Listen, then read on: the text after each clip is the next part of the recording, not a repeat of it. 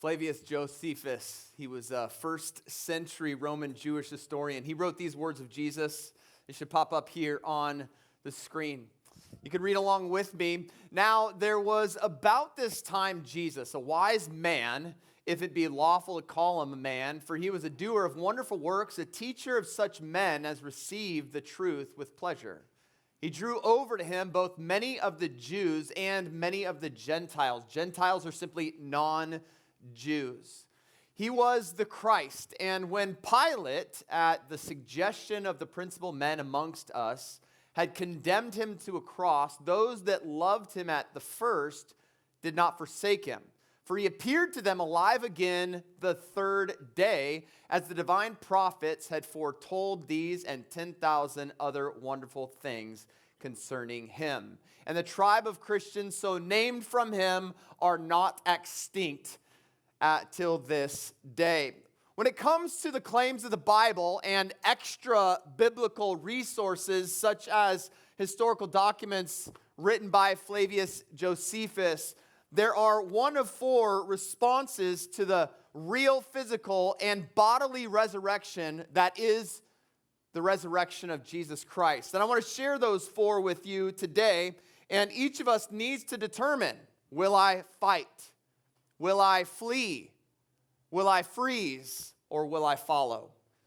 In the Bible, there's these series of four biographies of Jesus, Matthew, Mark, Luke, and John, and they tell the story of the life, the death, the resurrection of Jesus. And in Matthew's recording of the life, death, and resurrection of Jesus, he actually records four groups of people with four very different responses: fight, flight, freeze, or follow. I want to show you those who fight. It says this in Matthew 27, the next day, the one after preparation day, the chief priests and the Pharisees went to Pilate. Sir, they said, we remember that while he was still alive, that's Jesus, the deceiver said, after 3 days I will rise again. So give the order for the tomb to be made secure until the third day. Otherwise, his disciples, his followers, may come and steal his body and tell people that he has been raised from the dead. This last deception would be even worse than the first. Take a guard, Pilate answered. Go to the tomb and secure it as secure as you know how. So he went and made the tomb as secure by putting a seal on the stone, by posting a guard. See, Pilate is the political leader who was responsible for allowing the execution of Jesus to happen in the first place. The chief priests and the Pharisees, they were the religious leaders of the day who put the pressure on Pilate that led to the execution of Jesus. And part of the reason why the religious leaders wanted the execution of Jesus to happen is because they were getting jealous. They were losing power. They were losing popularity among the people because they were starting to prefer Jesus over their dead, stuffy religion. And now that Jesus was dead, what did they want to do? They wanted to make sure that Jesus stayed in the tomb. Apparently, they had heard of Jesus' claim to come back to life again. I would assume that Judas probably shared it with them. Judas was one of Jesus' 12 closest followers, and he actually betrayed Jesus, turned Jesus in for 30 pieces of silver. And if Jesus really did come back to life, they thought, at least we'll keep him inside the tomb. And it was their fear that caused them to fight. Fight against reality, fight against God, a fight they thought they could win. So the question this morning is, will you fight? When it comes to the resurrection of Jesus, will you fight? You might be a fighter if you have a strong passion against Jesus, against church, and against God. You might be a fighter if your spiritual and religious research is primarily focused on finding facts or evidence against Jesus or against the existence of God. You might be a fighter if your disposition towards God and spiritual life is critical rather than curious. When it comes to the historical events surrounding the life, death, and resurrection of Jesus, the question is, will you fight, or will you, number two, will you flee? Will you run?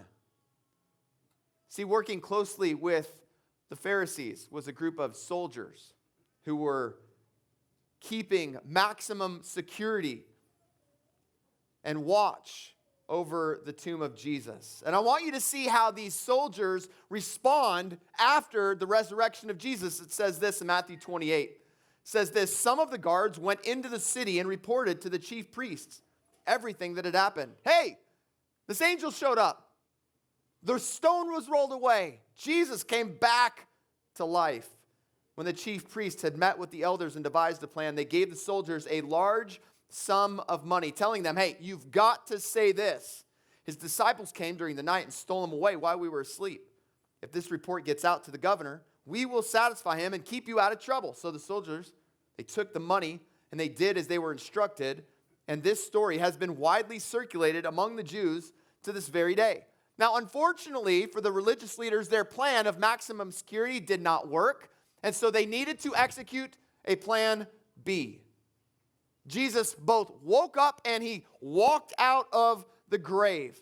So plan B was to cover up the resurrection with lies, deception, and bribes. The soldiers were in a tough situation. What do? Tell the truth and risk your life? Or do you take the money and run? What would you do? I'll be honest. I'd be tempted. If I were in their shoes, take the money and run. At least I'm not risking my life or as much of my life. And that's exactly what they did. They took the money, they ran. They fled. You might be a runner if you grew up going to church, but you have other priorities other than your spiritual life. Maybe you're chasing a degree. Maybe you're chasing a relationship. Maybe you're chasing the next high. Maybe you're chasing a dream. Or maybe you're running from the disappointment that was religion growing up. Here's the good news. Jesus does not want your religion. He wants a relationship with you. He's not into religion. He's into you. When it comes to the life, death, and resurrection of Jesus, some people fight, some people flee, and some people freeze. Will you freeze? Matthew 28 says this, after the Sabbath, a day set aside to be with God, at dawn on the first day of the week, Mary Magdalene and the other Mary went to look at the tomb where Jesus was. There was this violent earthquake, for an angel of the Lord came down from heaven and going to the tomb, rolled back the stone and sat on it. His appearance was like lightning and his clothes were white as snow. Get this, the guards were so afraid of him that they shook and became like dead men. Now, the other day, I'm getting ready for bed, and I thought I was the only person in my room. But I wasn't. My 15-year-old daughter was on the other side of the wall with evil intent.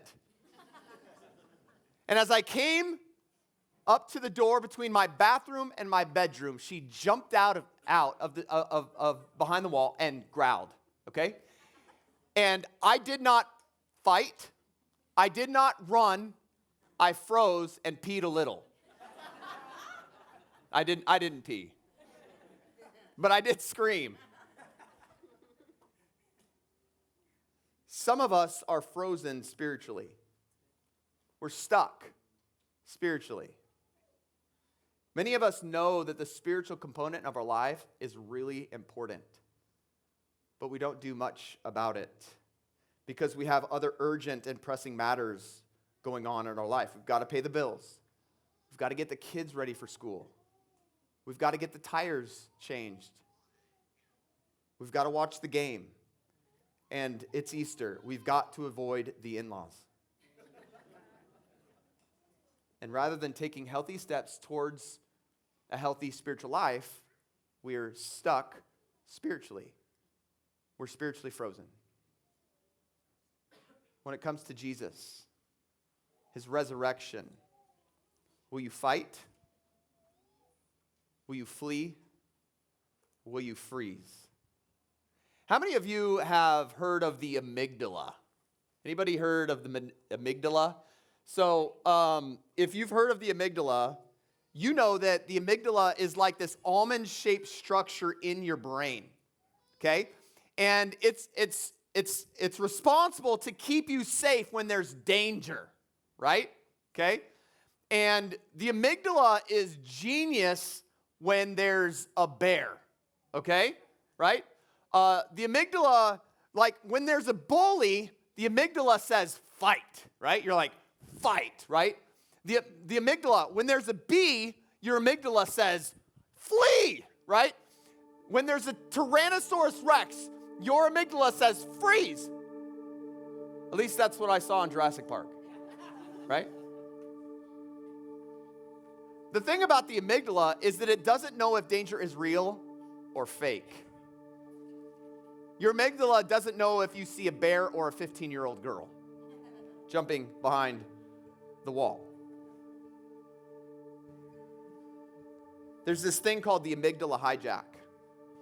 And it happens when the amygdala activates the fight, flight, or freeze reflex when there's no real threat to your safety. That's what the religious leaders do. They're scared. So they fight. That's what the soldier does. So they take the money and they run. That's what the guards do. They drop dead. But there's one other response. And it's the response of the centurion. He doesn't fight, he doesn't flee, and he doesn't freeze. It's the story of the life, death, and resurrection of Jesus that actually activates his faith. And he begins to follow Jesus. Watch this, Matthew 27. This is a crazy passage. Can we throw that up there? Matthew 27. It says, at that moment when Jesus died, the curtain of the temple was torn in two from top to bottom. The earth shook, the rocks split, and the tombs broke open. The bodies of many holy people who had died were raised to life. Okay, what? They came out of their tombs after Jesus' resurrection and went into the holy city and appeared to many people. Okay? You might read that and be like, that is unbelievable. Yeah, I agree. That's crazy. But it's in the Bible. When the centurion and those who were with him, who were guarding Jesus, saw the earthquake and all that was happening, they were terrified and exclaimed, surely he was the Son of God. He didn't fight, even though he was trained to fight. He didn't flee, even though he didn't understand it all. He didn't freeze, even though some of his coworkers did. His faith was activated. At the witness of the life, at the scene of the death, at the event of the resurrection, the centurion's faith was activated. And he began to follow Jesus. I'm here to ask you, will you respond this morning like the centurion? Don't fight. Don't run. Don't stay stuck. Follow Jesus. Some of you, you're here today, and like Ben, whose face was on the hood of the car, you need to pray one last time. God, are you real? Show yourself to me. Some of you, you followed Jesus a long time ago. You grew up going to church, but you have put him on the back burner. It's not too late. You can unfreeze by the power of God in your life and begin to follow him. I don't get it all. I don't understand this passage. They came out of the tombs after Jesus' resurrection and went into the holy city and appeared to many people. I don't get that. But there's a whole lot that I do get. I know that God loves me. I know that Jesus came for me. I know that he lived a perfect life. And he died a innocent death on the cross.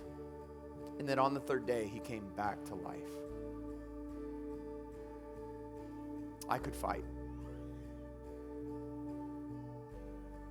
I could run. I could freeze, but I choose to follow. And I hope you choose to follow as well. We're going to take a moment to worship the Lord here.